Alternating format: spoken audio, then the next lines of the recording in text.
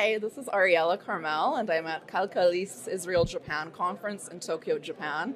I'm joined by Yoav Ramot, the CEO of Million Steps. Thank you for joining me, Yoav. Hi, Ariella. Thank you so much. It's a pleasure to be here. So can you tell me a little bit about Million Steps? Sure. So Million Steps is a company that I founded here in Japan. I live here in Japan. I've been living here for about 13 years in total. Wow. My parents originally lived here. I was here with my parents for when I was a child, from age 13 to 18. And I went back to Israel at age 18 and came back to Japan about 7 years ago to establish Million Steps.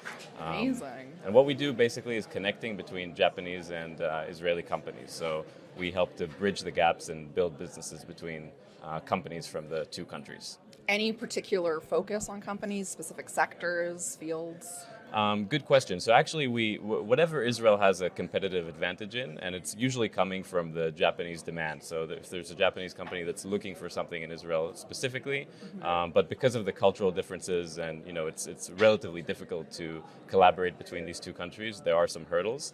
Because of that, we converge on things where Israel really has an advantage to offer. So I would say the whole, obviously, software area, things related to AI, sensors is also another area.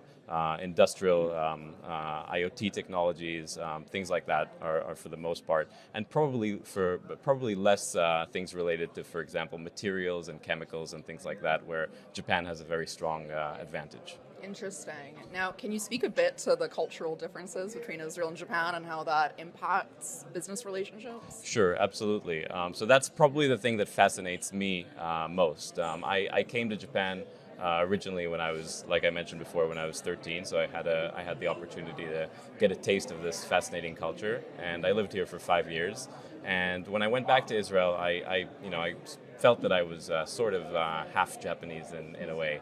And I really wanted to come back to Japan and do something interesting here.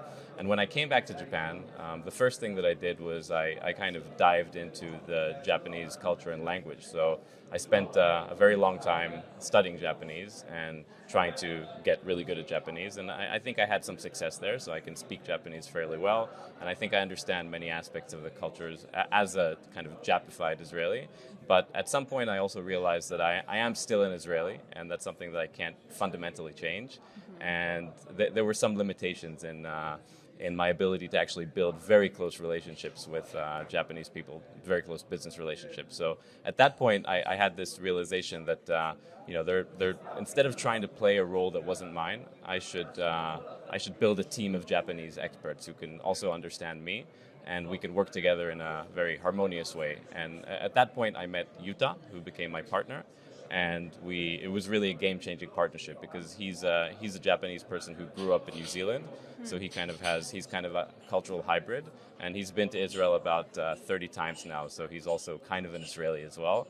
And so we started to, I think, be able to make a lot more progress when we started working together. And have you noticed a major increase in terms of Japanese interest in pursuing relationships on a business level with Israel in recent years? Yeah, for sure. I think a lot of Japanese companies are realizing that they need technologies that I think they're not maybe the best suited to develop, especially in the areas that I mentioned before, like software and AI and things like that. So they're looking for the Israeli mind, not just the technology per se, but also I think the way of thinking. In many of the collaborations we work on, they're not looking just for the specific technology, but also for the ideas that are coming from the Israeli side, and I think that's a big factor. Gotcha. And what are, on the Israeli side, they looking for from Japan?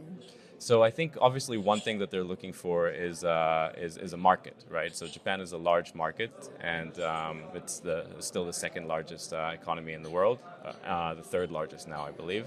But that's definitely something that they're looking for.